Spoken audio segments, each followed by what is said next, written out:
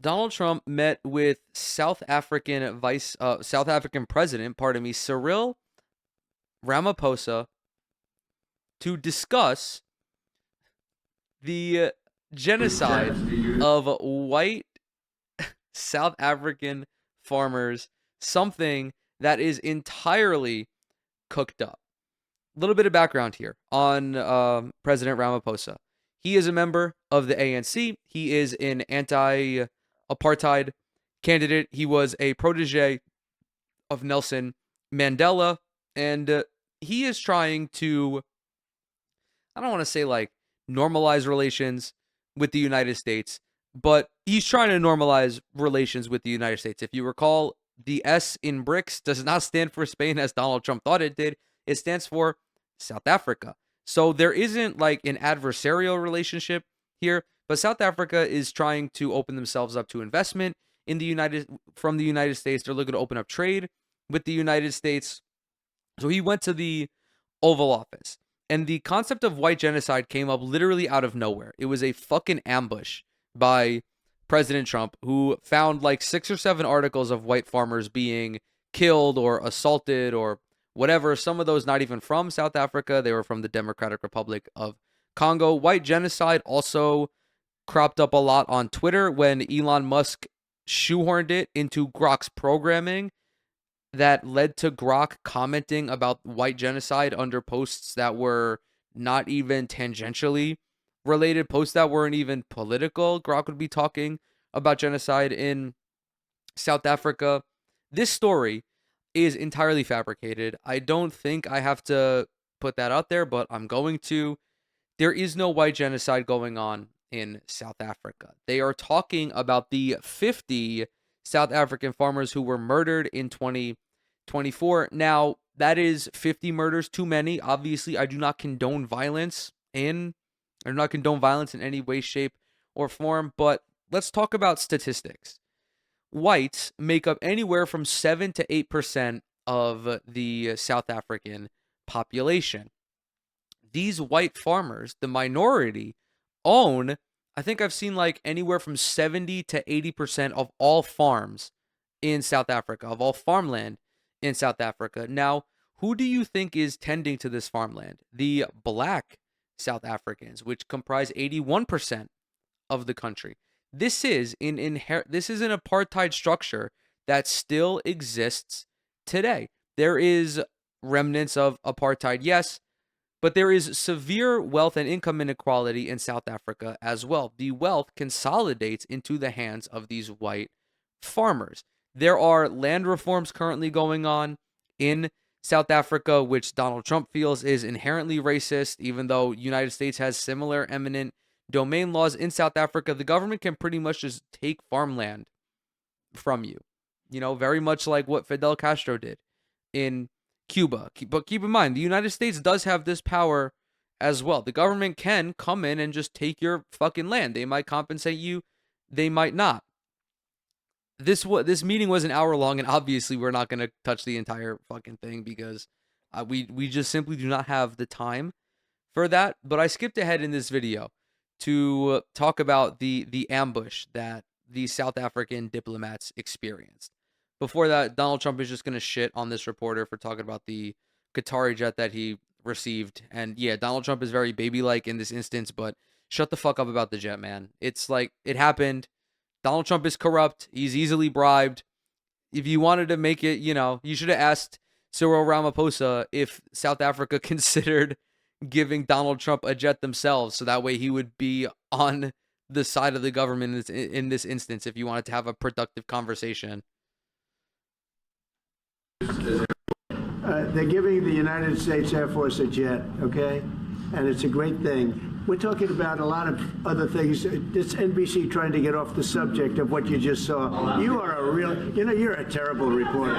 Number one, you don't have what it takes to be a reporter. You're not smart enough. But for you to go into a subject about a jet that was given to the United States Air Force, which is a very nice thing. They also gave $5.1 trillion worth of investment in addition to the jet. Go back. You ought to go back to your studio at NBC. All right, shut the fuck up. I don't care. No more Shut the fuck questions. up. I don't Talk care. about that. His name is Peter something. He's a terrible reporter. Quiet. That's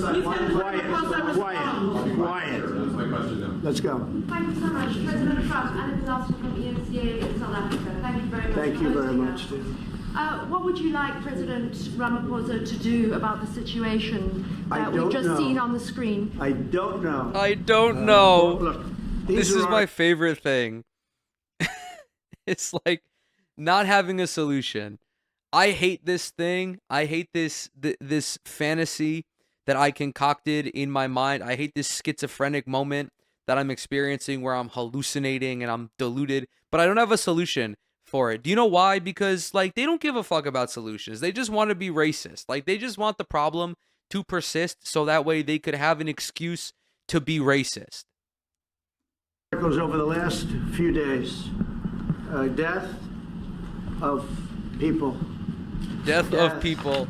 Death of people is happening in South Africa, I think, but I don't know. It may also be another African country.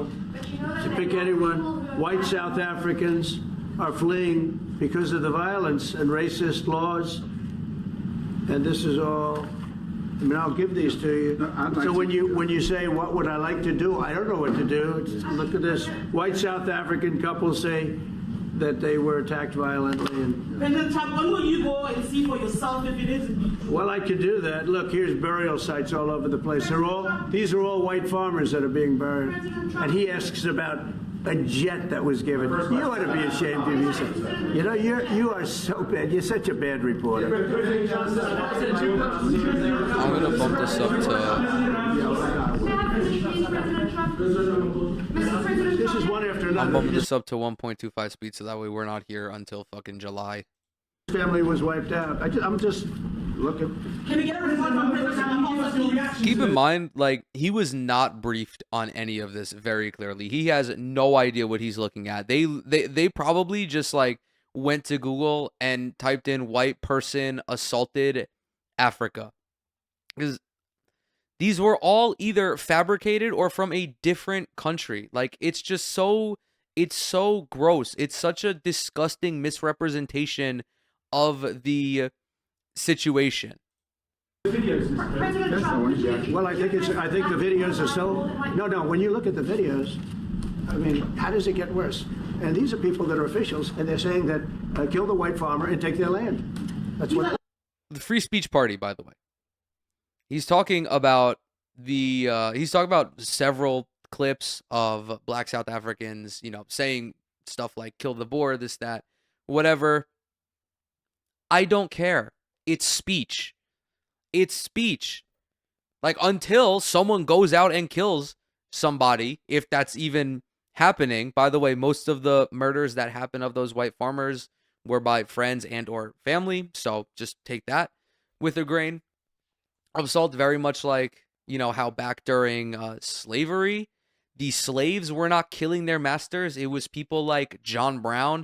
Like, it's just disgusting. It's just disgusting to frame this situation for something that it is entirely not, while sitting directly next to someone who knows firsthand what is going on in South Africa. And I have other friends in South Africa. I have people that left. One in particular that says you can't go there. He said they want to take your land, and they kill you. It's okay, and they say it's okay to do. Now, we're going to talk about it, but this is a tremendous, look, this is a story recent. These are all people that recently got killed. Yeah. And I don't know how it can get any worse. These are, and you know, the men that you saw, the people that you saw on that movie, those are officials. Those are people that were in office. They had one march, they had a dance in your parliament, whatever you may call it, legislature. Well, let me clarify that. Yeah, let me clarify that, because what you saw, the speeches that were being made, one, that is not government policy. We have a multi-party democracy in South Africa that allows people to express themselves, political parties to adhere to various policies, and in many cases, or in some cases, those policies do not go along with government policy. Our government policy is completely against what he was saying, even in the parliament. And they're a small minority party. which is allowed to I exist. think they have like, if I recall correctly, they have like 9% of the parliament or something. The party that they're referencing, the name escapes me, I apologize, but they have no motion in parliament. They're just not popular. They're just not a popular party. In terms of our constitution. But you do allow them to take land. No. You do allow them to take land. Nobody can and then take when land. they take the land, they kill the white farmer. And when they kill the white farmer, nothing happens to them. No, there is Nothing happens to There them. is criminality in our country. People who do get killed, unfortunately through criminal activity, are not only white people. Majority of them are black people. And we have now The been farmers are utilizing. black. The farmers are not black. We- I don't know Yes, if that's good or bad. dude. Yes, they are. The farmers are black. Like, what the fuck? This is, dude. It's like, man. I'm speechless. I'm legitimately speechless. If the white people own the farm, this isn't even like, this is basic critical thinking. If white people own the farm, who is tilling the land? Who is tending to the land? You think it's the fucking white people? You think that the minority is also tending the land? No, dude. No, it's the black South Africans. It's the black South Africans. There was also a really gross and there was also a really vile dynamic in this interview where whenever a black member of the government was speaking, Donald Trump was very combative and constantly interrupting, not letting them talk, not only with the president here, but there was another one of his ministers. I forget what department she was the minister of, but like would not give her the time of day either. Instead, they brought they brought a token white dude who was the Department of Agriculture. And this guy had a whole goddamn soliloquy, like he was Skip Bayless on First Take, allowed to say whatever he wanted. No one from the Trump administration spoke up.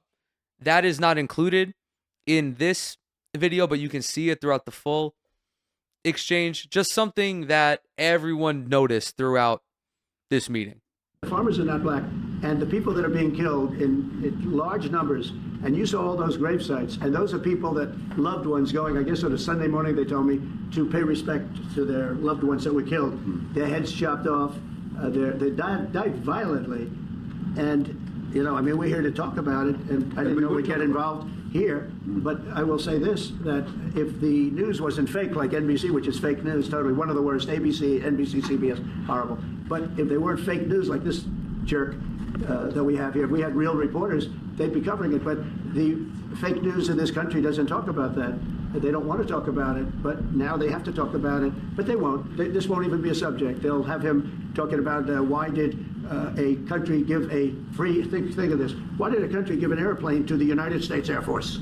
Okay, the United States, not to me, to the United States Air Force, so they could help us out because we need an Air Force One until our... It just really sucks that all of these diplomats from these developing and underdeveloped countries have to come to the White House and deal with this fucking deranged baboon, because there is no other major player in geopolitics who is like outwardly standing up to the United States. Canada's not doing fucking dick. Like France, Germany, all of the major Western powers are still like aligned with the United States because of course they have to uphold Western democracy and liberal capitalism and all that. And that forces people like President Ramaphosa to have to come to the Oval Office and listen to the babblings of somebody with dementia, showcasing the early signs of dementia. He wants to improve the material conditions of his country, improve race relations, improve, economic standing, this, that, whatever. And unfortunately, because the United States is the global power at this time, he has to come here and sit through this, even though it is very clearly a hostile environment where nobody from the United States, from the White House, wants to have any productive conversation about anything. Donald Trump literally just wants to sit and bitch and moan about the goddamn jet that he should not have taken. Air Force One is being built. 2 of them being built. But Boeing's a little bit late, unfortunately. So why did they give us a plane to the United States Air Force. That's what that idiot talks about after viewing a thing where thousands of people are dead. I'm sorry, I don't have a plane to give you. I wish you did. I would take it. If your country offered the United States Air Force a plane, I would take it. Okay. Sick. But coming back to this issue, which I really would like us to talk about, and talk about it very calmly. We were taught by Nelson Mandela that whenever there are problems, people need to sit down around a table and talk about them. Well, there are and this is precisely what we would also like to talk about, including, of course, trade matters, investment matters. So the issues that concern you as the United States, those are all those are all deaths. Yeah, in many ways, I mean, one should say you are a partner of South Africa, and you are raising concerns, and these are concerns that we are willing to talk to you about. Let me just add quickly, you know, the criminality that we are experiencing in our country needs quite a lot of technological capability. And in one of our areas in South Africa, we're using US technology, which is able to, in many ways, identify where shootings are happening and all that. And I'd like to talk about that because there is support that we can get from you as the United States to help us. Another thing that's really funny about these meetings, because you have to look for a little bit of comedy, is how Donald Trump's his posture and his body language is always so fucking like soy. He's always slumped over, shoulders rolled forward, head down. Like, he does not look like the Chad diplomat whenever he meets with anyone. He looks like a fucking soybean every time an actual world leader comes and sits down next to him in the Oval Office. Deal with all these acts of criminality, and that is what I believe partnership is all about. And we are here as a partner so that we can help each other whenever there are challenges. So I'd like us to discuss it, and of course outside of the media, so that we sit down and have a really good discussion that will lead to good outcomes. Are there any other punitive measures that could be in place should you not be satisfied that South Africa is fixing some of the very bad things, inverted commas, that you tweeted are happening? Well, there are a lot of bad things happening in many countries, but this in particular has been very, very bad, and because of we're going to have the whole world watching in another short period of time because you have the G20. And that's a big deal, and it seems like, I mean, I want you to look good. I don't want you to look bad. Very good. But we have hundreds of people, thousands of people trying to come into our country because they feel they're going to be killed and their land is going to be confiscated. And you do have laws that were passed that gives you the right to confiscate land for no payment. You can take away land for no payment. I want to clarify that because we have a constitution. Our constitution guarantees and protects the sanctity of tenure of land ownership. And that constitution protects all South Africans with regard to land ownership. However, we do say, because we've got to deal with the past, the government, and as your government also has the right to expropriate land for public use. And you're doing that. And we've never really gotten underway with that. And we are going to be doing so. You're taking people's land away we have not. From them. And those people, in many cases, are being executed. They're being executed. And they happen to be white. And most of them happen to be farmers. And they happen to be white. I don't know how you explain that.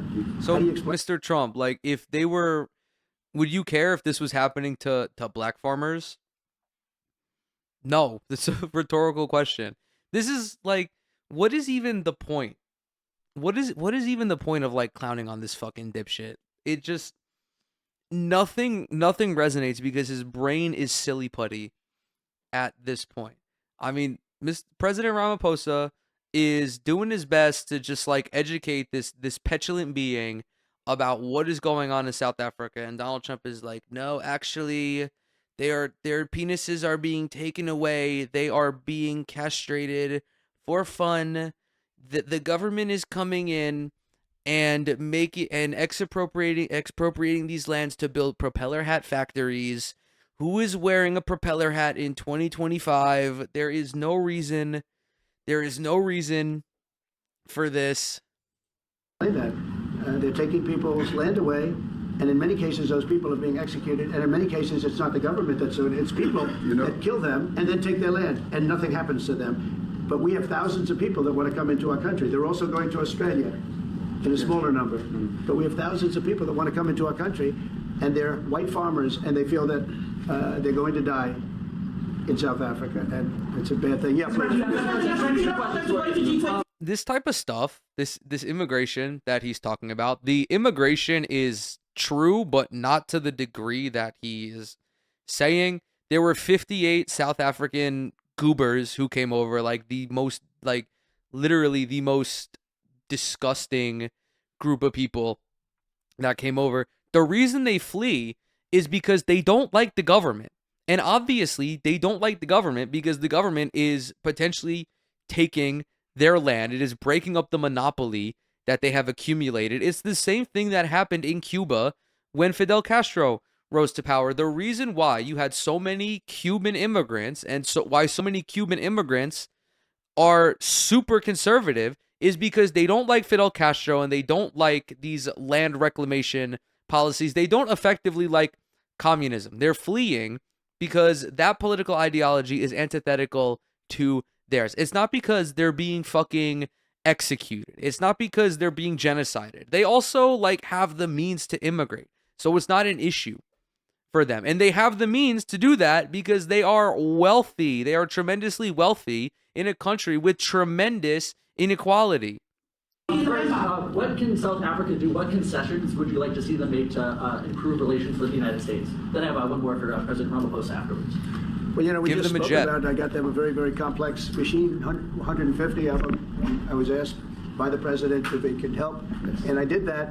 And, you know, I have great feeling for all countries. I deal with all countries. But I have a great feeling for South Africa because I have friends. I have a couple of friends, a few friends here today. I have many friends from South Africa, but many of those friends are not, they can't go back. I have Elon is from South Africa. I don't want to get Elon involved. That's all I have to do, get him into another thing. But Elon happens to be from South Africa. Oh, yeah. Elon hates South Africa because they won't let him do business there. This is what Elon wanted. He actually came here on a different subject, sending rockets to Mars, okay? Yes. He likes that better. He likes that subject better. Right. But Elon is from South Africa, and I don't want to talk to him about that. I don't think it's fair to him. That's right. But I will say that people are fleeing South Africa for their own safety. Their land is being confiscated, and in many cases they're being killed. And that scene of, you see how many crosses they have. Those crosses, that's a dead person in every one of them. And those trucks or cars are paying their respects to all of those dead people on a Sunday morning. That's a rough thing to explain away. And the problem we have, and the way, you know, a correct and a fair media exposes things, but we have a very corrupt media. They won't even report this. If this were the other way around, it would be the biggest story. Now, I will say, apartheid, terrible. That was the biggest story. That was reported all the time. This is sort of the opposite. Apartheid, terrible. It was reported all the time. Yeah. Do you know why it would? Well, I hopefully don't have to explain why the fuck it was terrible. But do you know why it was reported all the time? Because it is institutionalized and state-sanctioned racism. It is state-imposed racism. It is drawing a line in society where you have the desirables and the undesirables all done by the country of South Africa. Yes, you report on apartheid, you report on genocide, you report on state-sanctioned violence, and you report on oppression. You do not report on the deluded fantasy of this so-called white genocide. Of apartheid. What's happening now is never reported. Nobody knows about it. All we know is we're being inundated with people, with white farmers from South Africa. 58. And, 58 that the government brought here, by the way. It's a big problem. Marco Rubio was telling me he's never seen anything like it. The numbers of people that want to leave South Africa because they feel they're going to be dead very soon. Listen, y'all. This is some of y'all uncles. This is some of y'all grandparents. There is virtually nothing that distinguishes the President of the United States from a fucking boomer on Facebook. Does that not frighten you? Is that not an absolutely preposterous reality that we live in? If Donald Trump were not president, and if he were not a member of the 1%, he would be reposting or sharing, I don't know what it's called on Facebook. He would be sharing fucking AI videos of giant jack dudes building the pyramid.